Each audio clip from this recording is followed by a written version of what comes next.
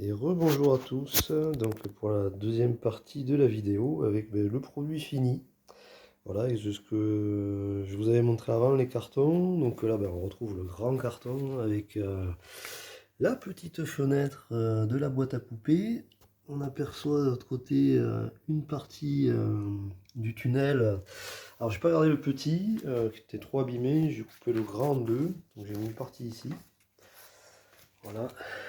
Donc voilà, j'ai mis l'autre partie ici qui relie le deuxième petit carton que j'ai transformé en petit fort. Voilà, un petit peu de fantaisie, ça fait château quoi. Voilà, et puis l'autre carton où voilà, j'ai transformé un petit peu, fabriqué des oreilles de chat. C'est pour un chat. Voilà, alors il n'y a pas de lucarne ici, mais il y a des petites fentes ici. Donc je pense que ce sera suffisant, on va pas mettre trop de fenêtres parce que les chats adorent se cacher. Puis ils adorent ce genre de petites fentes pour passer les pattes à l'intérieur et jouer avec leur congénère. Voilà, nous on en a 4 de chats, donc ça risque de donner des parties de jeu assez rigolotes à voir. Donc voilà, mais en fait, évidemment un grand renfort de scotch sur les rebords pour éviter que ces loulous grignotent trop. Là c'est pareil, j'ai renforcé avec du scotch ici les rebords. Donc pour pouvoir le fermer, pas entièrement parce que pour pouvoir le nettoyer à l'intérieur, parce qu'évidemment là c'est l'été, c'est la saison où ils perdent beaucoup leur poils et bon, on va pas faire des nids à puces et à bestioles non plus, donc on laisse quand même la possibilité de nettoyer.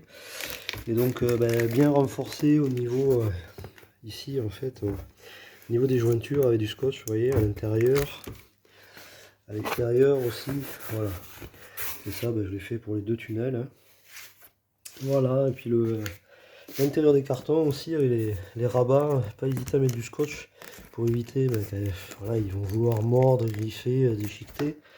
Du coup, le jeu va durer un peu moins longtemps, ce serait dommage. J'ai quand même passé, allez, une bonne heure et demie. Hein. Bon, après, c'est pour évidemment le temps d'imaginer l'assemblement, faire dessus c'est pas trop, mais faire les découpes. Surtout les triangles, là, faire des découpes, le triangle sur plan droit, c'est pas évident. Alors moi, ce que je vous conseille, c'est de mettre le triangle contre et d'inciser, en fait. Faire une petite incision sans rentrer en profondeur, juste pour marquer. Donc faites ça de chaque côté. Hein. Et ensuite, voilà, vous terminez la découpe. Donc en retirant le carton, le triangle, et vous terminez la découpe de la même forme pour l'extrémité. Et voilà, et puis vous assemblez. Vous renforcez avec du scotch. Voilà, pour que ça tienne bien. Et surtout, voilà, bien scotcher les bords pour éviter qu'ils grignotent et qu'ils déchiquettent tout. Ils adorent les chats. Tiens, j'ai oublié ici, je vais en mettre aussi du scotch. Voilà. J'espère que la vidéo est assez claire dans les explications déjà, mais claire aussi au niveau visibilité. Voilà, écoutez, je ferai peut-être une troisième partie avec les chats qui s'y seront habitués, parce que bon, il va falloir qu'ils s'y habituent. Et une fois qu'ils auront bien niflé tout ça, visité à mon avis, ça va être rigolo, les parties de cache-cache et les batailles qu'ils vont faire avec ça. Voilà. Après, voilà, vous pouvez compléter à votre guise avec des jeux, des balles, des plumeaux, ce que vous voulez.